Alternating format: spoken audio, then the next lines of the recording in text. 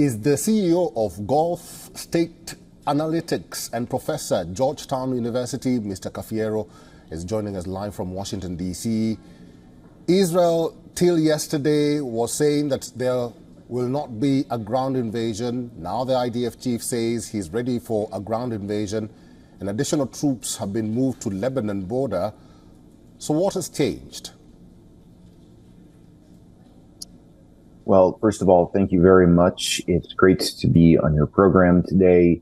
Obviously, in the past couple of days, we have seen an alarming escalation of the hostilities between Israel and Lebanon's Hezbollah.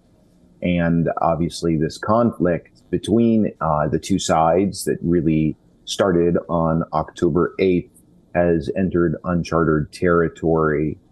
I don't know if Israel would launch another ground invasion of southern Lebanon. It's very possible, but to be sure, there are many advantages that that Hezbollah would have if this war moves in that direction.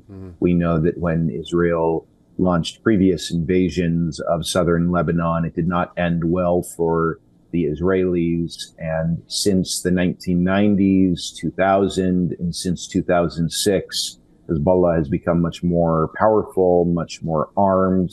It has much more advanced technology. So I think it would be very dangerous for Israel to make such a foolish move.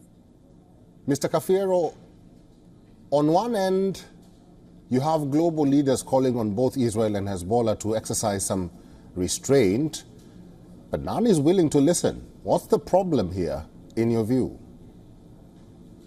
I think it's a little bit rich for U.S. leaders and Western European leaders to be calling for restraint after Washington has given unconditional support to Israel for nearly 1 year now in the war on Gaza and this escalating conflict with Lebanon's Hezbollah.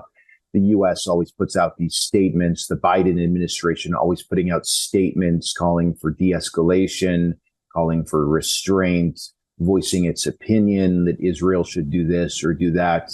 But the U.S. continues to arm Israel to the teeth. The U.S. continues to ensure that Israel is never held accountable in any manner whatsoever. So it's really important to distinguish between the rhetoric and the actions taken by the United States as well as some other Western powers. Israel's behavior over the past year is very much attributable to the Biden administration's policies of giving Israel unconditional support without any strategic or moral considerations in play.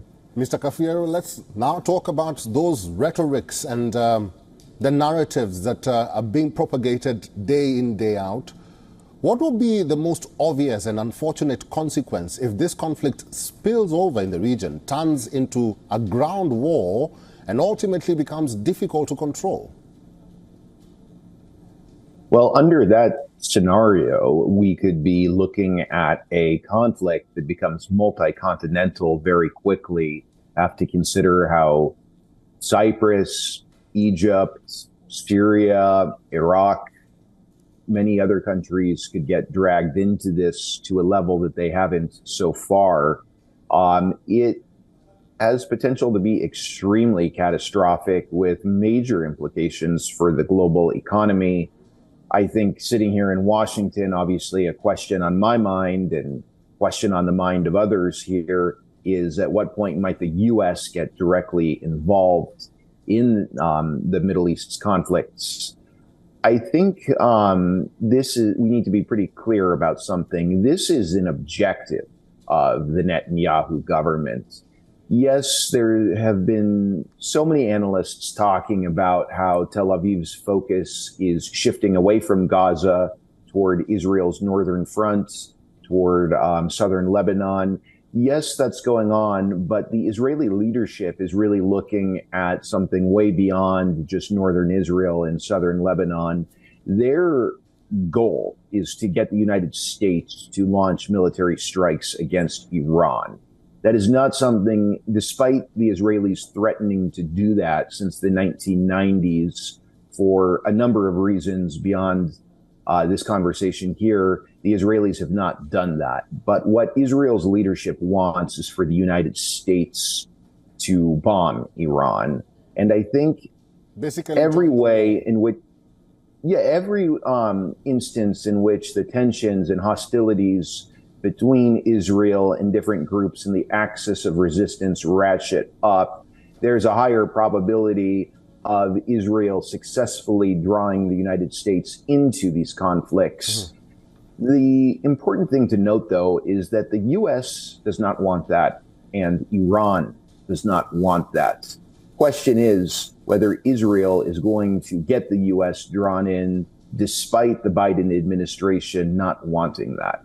All right, we'll have to end this conversation here. I've been talking to Mr. Giorgio Cafiero, who is the CEO of Gulf State Analytics and professor at Georgetown University. Mr. Cafiero, thank you for your time and for talking to us today. Good to be with you. Thank you. For all the latest news, download the WION app and subscribe to our YouTube channel.